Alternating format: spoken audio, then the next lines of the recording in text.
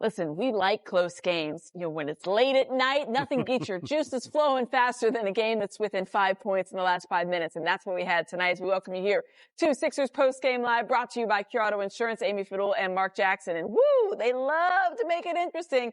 But most importantly, they got their 30th win of the season. Yeah. This team fought through something so far on this road trip. I'm pleased by the way they're playing. They're playing against many kind of different teams here, but they seem to adapt. Right tonight, Maxey, Joel, even Kelly Oubre contributed. And I know you don't see much far as points-wise from the rest of the team, but what I'm going to tell you is what I see is I see a team that found a way to win, everyone contributing from Warford to Barlow to the little things VJ does. It's a winning effort when you do it that way.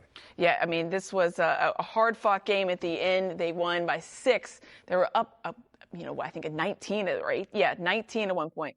So under a minute to go, we got, a 4-point game. So you're thinking, okay, all right, what are we going to do here? Shot clock winding down, and you're thinking, oh, no, yes. Yeah. That is an oh, no, yes Big right time there. move. The shot clock going down. Watch the step back to create space. That was great defense. That was just better offense by Maxey, the all-star. He has perfected that step back. And here, this is a 4-point game. This one, watch the shot clock winding down. So they're trying to work it around a little bit, but you're really far away from the basket. You're thinking, go a little closer. You didn't know if the Suns were going to foul, so they finally call the foul there. What a heads-up play by Maxey to try to make that look like a 3, and he did. And he was in a tough situation. Dillon Brooks had him at bay. Devin Booker reached in and bailed him out.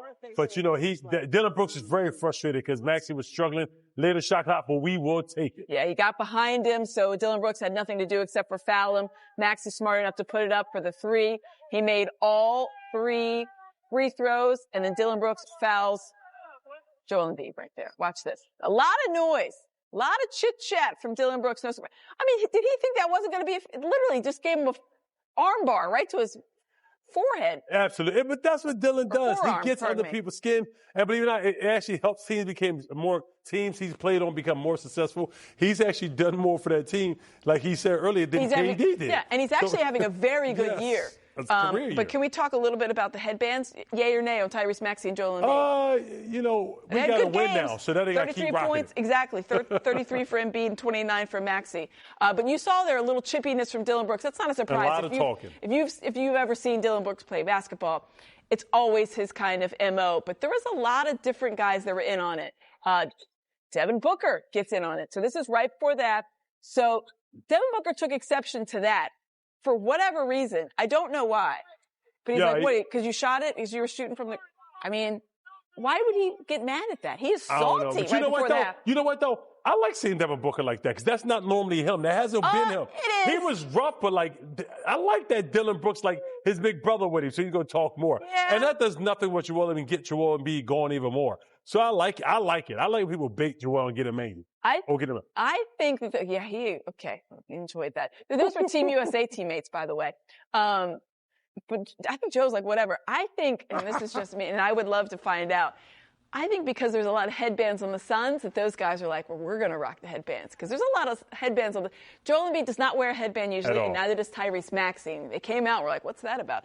And then you see all the guys on the Suns rocking those headbands. So I like the chippiness. I think the Sixers answered the chippiness. Because sometimes the chippiness can get in your head. So when you were playing, if someone's a little extra chippy, a guy that's not normally that way, does that get in your head a little bit, or do you want to answer that? Not normally chippy? Yeah, if Kevin Garnett's talking, it's like, whatever, I already know you. But if a guy, you're like, oh, all right. Does that kind of get in your head, or does it fire you up? It fires you up because, first of all, I'm not going to put you in your place. You're stepping out of pocket right now. Kelly Oubre. You know what I mean?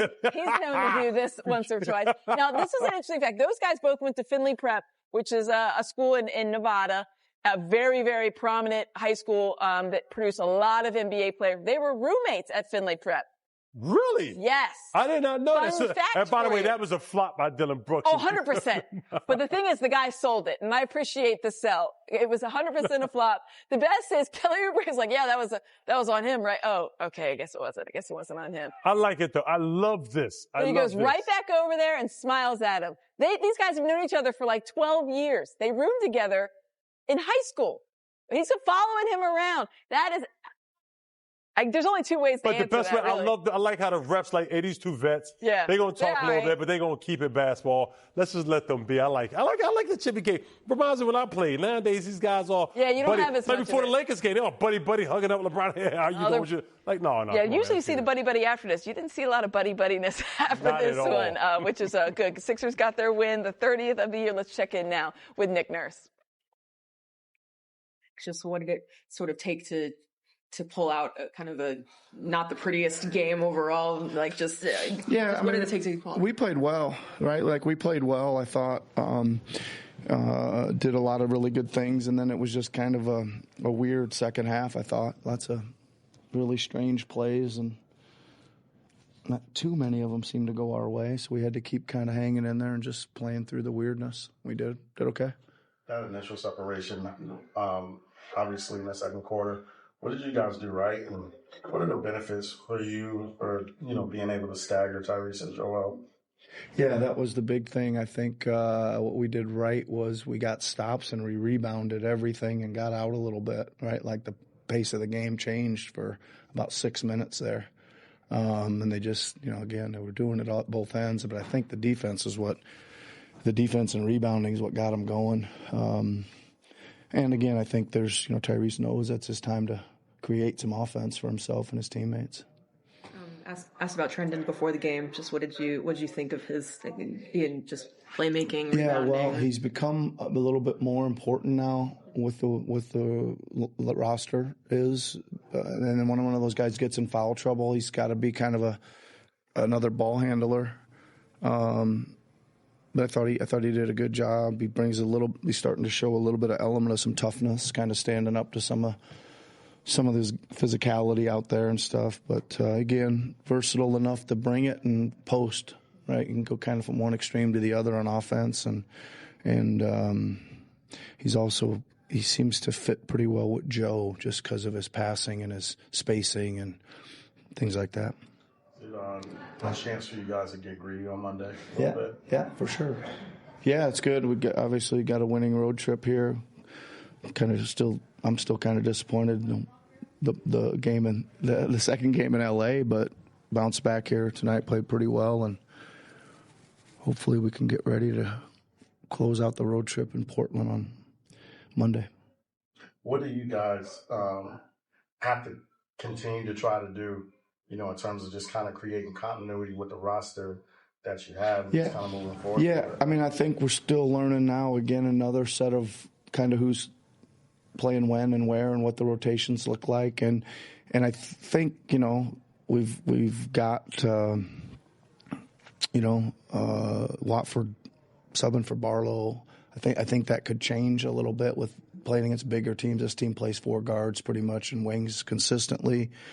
But yeah, I think, Bona, Grimes, Watford, Edwards are going to be in the rotation for now. Yeah. Good. Thanks a lot, Barry. Yep, thanks. Short and sweet, I like that. But I go back to something you said. Yeah, they're going to get a little greedy on Monday because they have a winning road trip right now. They're 3-1. They have one more game in Portland on Monday night. Make sure you tune in 9:30 for that one. But then you think about the Lakers game they're going to have. They have so many of these games. We talk about the clutch games. What I mean by the clutch game is the games within 5 points in the last 5 minutes, and they have a lot of these. They have 30 of these at least this season, and they win a good chunk of them. Maybe they like a little bit more breathing room, but a successful road trip, I think, is where you start with this one right now. After this, then you look ahead to Portland. Absolutely. I think you got to look at this game and come through and say, okay, we got this one. We do have to lock in for the next one. We have to learn from the Laker game, but we have to lock in for the next one. Don't take Portland for granted and go in there and get a win and get out of there. Absolutely. Well, we got to mention Joel Embiid and Tyrese Maxey. They combined for 62 points in this one. It was tremendously fun to watch. As there they are. We'll talk about those two gentlemen as we clap your hands. Go into a quick timeout. We'll be right back here on Sixers Postgame Live, brought to you by look at Tyrese Maxey's evening in the Valley. 29 points, right around his average on the season. 9 rebounds, 6 assists. A little tough night shooting from 3, but overall pretty good, especially at the free throw line when he made those big free throws at the end. And he is the subject of our electrifying moment. Tyrese Maxey, and we talked about this a little bit earlier in our halftime show, the level of difficulty with which he scores makes it look easy because he does it so often. We're used to seeing it. But the step back three, the way that he goes razzle dazzle when he drives in, like plays like this, he goes really high off the glass. It makes him a very hard guard because he can score inside and outside. That's just, what do you do? It's a turnaround jumper at baseline. It's such a difficult guard because of his combination of speed, quickness, and ability to shoot the ball from far distances. You can't gravitate to him because he can just blow by you. So you tend to play off him, and his ability to shoot the jump shot is magical. And he's gotten so much stronger since his first year in the league. Yeah. He's able to truly finish over and around people through contact. Yeah, that's such a good point because, listen, we all knew he was going to be a good player. He had the pedigree. You were excited about what he could do.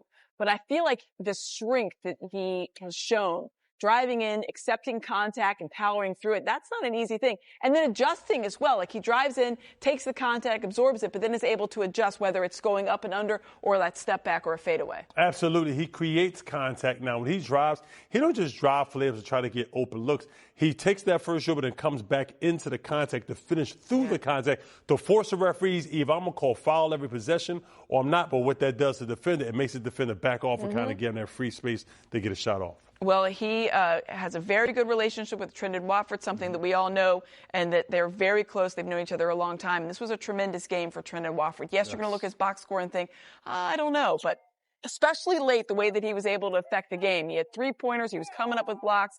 He was assisting. I think that that's one of his best things. He really is a point forward.